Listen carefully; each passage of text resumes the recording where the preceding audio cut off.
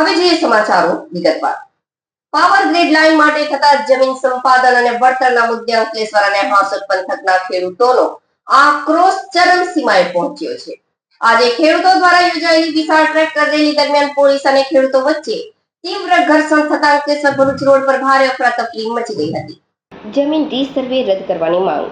વર્ષ 2017માં થયેલા જમીન રીસર્વે બાદ માપણી અને ક્ષેત્રફળમાં ગંભીર ક્ષતિઓ રહી ગઈ છે। હજારો અરજીઓ પેન્ડિંગ હોવાથી આ ક્ષતિગ્રસ્ત રીસર્વે તાત્કાલિક રદ કરવા માંગ કરાઈ છે।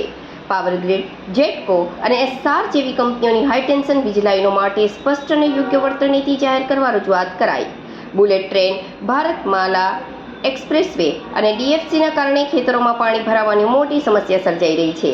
જંબુસર અને આમોદ વિસ્તારમાં ખાતરની અછત ત્વરિત દૂર કરવા, પાક વીમો પુનઃ શરૂ કરવા, ખેડૂત વિરોધી પરિપત્રો રદ કરવા અને ખેડૂતોનું દેવું માફ કરવા માંગ કરાઈ છે।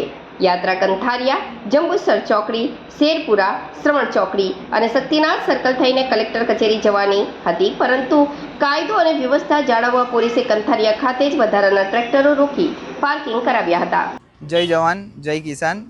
આજરોજ અંકલેશ્વર તાલુકા અને હાંસોદ તાલુકા તરફથી આપણે કલેક્ટર ઓફિસમાં આપણે વીજ ટાવર લાઇન મુદ્દે જેનો વિરોધ છે તે દર્શાવવા માટે આજે અમે ટ્રેક્ટર રેલીનું આયોજન કર્યું। અમે ત્યાં શાંતિપૂર્વક ત્યાં પહોંચી રહ્યા છીએ અમે કે જેમાં વીજ ટાવરમાં જે એમઆરસી બાબતની જે છે એનો મને વિરોધ છે કે કોઈપણ વસ્તુ જે કરવામાં આવી રહેલી છે એમઆરસી માટેની, એમઆરસીમાં એના નિયમો પણ અને અમને પૂરેપૂરો પરિપત્ર અમને માન્ય નથી।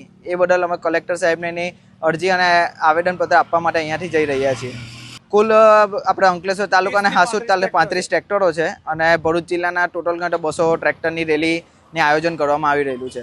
ખેડૂત પુત્ર મયુર ભરૂચ જિલ્લાના બધા ખેડૂતો સુણેવ ગામથી એક રેલી શરૂ થઈ છે। અલગ અલગ જગ્યાએથી 3 રેલી ભેગી થઈ છે ભરૂચ અને કલેક્ટર ઓફિસે આવેદનપત્ર આપશે।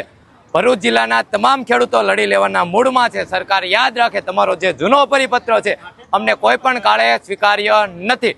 તમારે જે અમારી જમીનમાં મફતના ભાવે તમારા નિયમ પ્રમાણે થાંભલા નાખવા છે ને એ હવે નાખવા દેવામાં નહીં આવે અને કલેક્ટર પણ કાન ખોલીને સાંભળે।